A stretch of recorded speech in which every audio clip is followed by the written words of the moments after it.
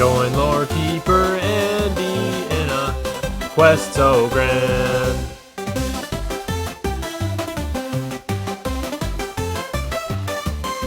Exploring bit heroes, all the lore at hand.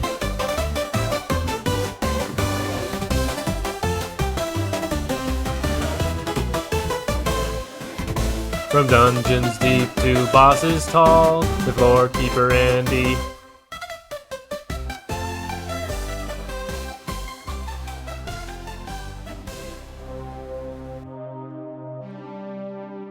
I had just finished my adventures through Wintermarsh, the icy tundra riddled with toxic goo.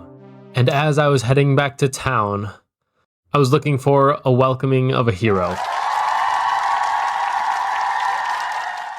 I thought I had seen the last of the toxic goo after dealing with Wintermarsh, but I found the town in disarray. What normally would be a cheerful Midwinter Festival to come home to was now turned into a winter wasteland, full of green toxic sludge. The river was flowing green with sludge, critters and toxic barrels floating all throughout the river. And then in the middle of town, I saw that Sardinex was visiting. I noticed him wearing a gas mask, and that told me something was very wrong. I spoke to him. Sardinex said, "Wow, those plants sure were tough. Regular herbicide wouldn't even work on them." Really quick lore interjection here. The last Sardinex event, Bit Harvest, around Thanksgiving time, had these crazy mutant harvest monsters that were ravaging the town. So just sprinkling in a little more context there for this lore. Please enjoy the rest of the episode. I had to get us the good stuff.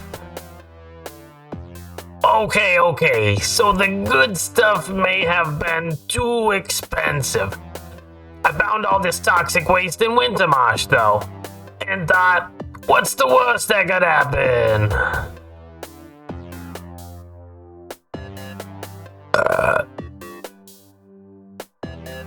As you can see, terrible things happen.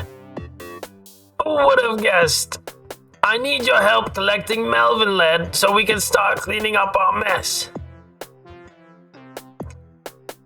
Can't believe you thought this was a good idea. All of this news from Sardinex baffled my mind. It's insane that these monstrous plants needed stronger herbicide. But did he really have to turn to the toxic waste from Wintermarsh? That seemed like such a desperate solution. Anyways, this wasn't any time to think. I had to act and get this Melvin Lead Sardinex knew would clean this up. I saw what this toxic goo left unchecked had done to Wintermarsh, and I could not let this happen anywhere else. So I went on grinding and grinding, picking up Melvin Lead all across the Bitlands.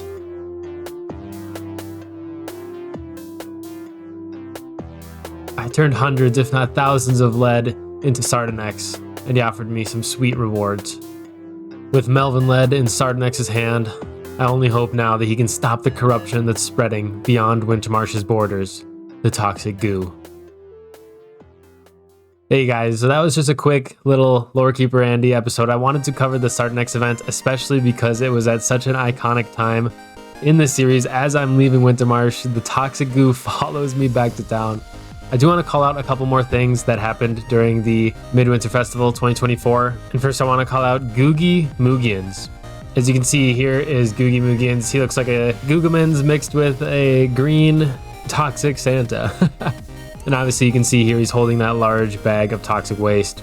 His description says, "Not even the coldest of nuclear winters can prevent him from delivering presents to the good kids and radioactive coal to the naughty ones."